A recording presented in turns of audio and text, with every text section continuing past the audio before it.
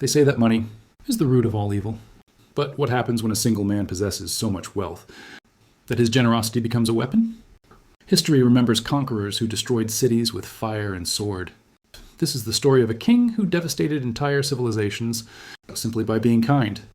In 1324, Mansa Musa of Mali didn't just spend money, he broke the concept of value itself. Imagine a wealth so vast, it renders the currency in your pocket meaningless. Let us walk the path of the Golden King. To understand the crash, we must first understand the source. West Africa, the 14th century. While Europe was choking in the darkness of the plague and feudal war, empire was basking in a golden age of intellect and trade. Musa sat upon the Bambouk and Boer goldfields. They accounted for half of the old world's supply. In modern terms, Jeff Bezos and Elon Musk combined wouldn't even have enough to be his footmen. His net worth wasn't a number. It was indescribable, infinite. But Musa was also a devout Muslim, and the pillars of Islam demand the Hajj, the pilgrimage to Mecca, 4,000 miles across, the most hostile terrain on earth. Suicide mission for most. Musa didn't just want to go. He wanted to bring his entire empire with him. He wasn't packing a suitcase. He was packing a moving city.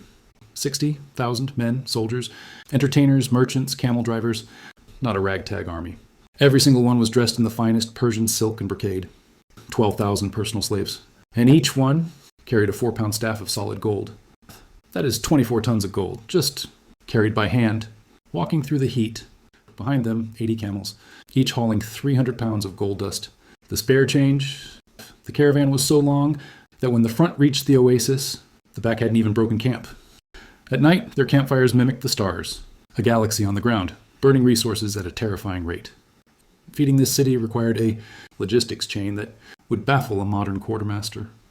Every Friday, wherever the caravan stopped, Musa built a mosque. He didn't just pass through, he terraformed the culture. For months, they marched, a river of gold flowing north, destined for the heart of the Islamic world, Cairo. Cairo was the New York City of the Middle Ages, the center of trade, the center of power. Sultan al-Nasir Muhammad sat on the throne. He was used to kings bowing to him. He was not ready for Musa.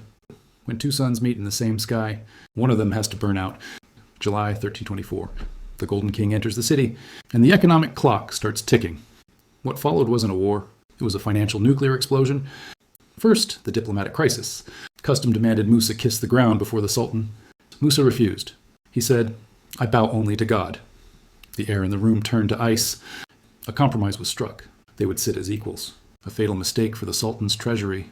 Musa began to shop. He bought fabrics, spices, and souvenirs for his 60,000 followers. He didn't haggle. A merchant asked for a dinar. Musa gave him a handful of gold dust worth 20. He gave alms to the poor. So much alms that the poor became rich, and the rich became irrelevant. This is supply and demand 101. When gold is rare, it is precious. When gold paves the streets, it is gravel. For 3 months, Musa stayed. For 3 months, he pumped tons of gold into a closed ecosystem. Merchants realized something terrifying. They had all the money in the world, but nothing to buy with it. The value of gold in Cairo crashed by 20%, then 30%, then more. Musa left Cairo with a lighter load. He continued to Mecca, unaware of the economic bomb he had left ticking behind him. Hyperinflation took hold. Prices skyrocketed. The savings of the middle class were wiped out overnight. It was the Weimar Republic, 600 years early, a recession caused not by theft, but by generosity. While Cairo burned financially, Musa prayed in Mecca, but the journey back would be a different story. The return journey was a disaster. The desert is cruel to those who linger. Disease, starvation, they ran out of supplies. The people who had carried gold were now dying of thirst. By the time they reached Cairo again, Musa had given away so much he had to borrow money to get home. He borrowed gold at predatory rates from the very merchants whose economy he had crashed. The cycle was complete, but the damage was done. The inflation in Cairo, Medina, and Mecca lasted for 12 years. A decade of economic depression, a generation of wealth evaporated because one man passed through town. But there was another consequence, one that would seal Africa's fate. Stories of the Golden King reached Europe. They reached the cartographers in Spain. In 1375, the Catalan Atlas was published. It showed Musa holding a nugget of gold the size of a grapefruit. Europe didn't see a king.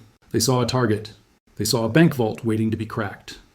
This map sparked the age of exploration. It put West Africa in the crosshairs of colonial greed. Musa's display of wealth didn't protect his empire. It advertised it to the wolves. The Mali Empire collapsed a century later. Infighting, invasion, the Gold trade moved to the coast. But the story of the Hajj remains. It is the only time in recorded history that one man controlled the world price of gold. Was it generosity? Or was it hubris? Did he want to help, or did he want to be remembered? We look at our modern billionaires. We debate their taxes, their philanthropy.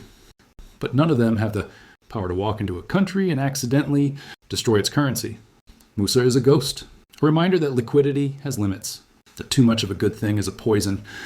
He wanted to show the world the glory of Mali, and he succeeded. But the cost was the very stability of the world he lived in. Today, economists still study his pilgrimage. They call it the Musa effect, a shock so sudden the market cannot comprehend it.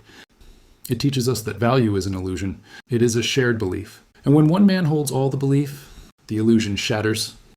Mansa Musa returned to dust. His empire is gone. Even his gold has been melted down and recast 1,000 times. Wealth does not grant immortality. Sometimes it just guarantees a louder crash. If you had infinite wealth, would you try to save the world? And if you did, would you accidentally destroy it?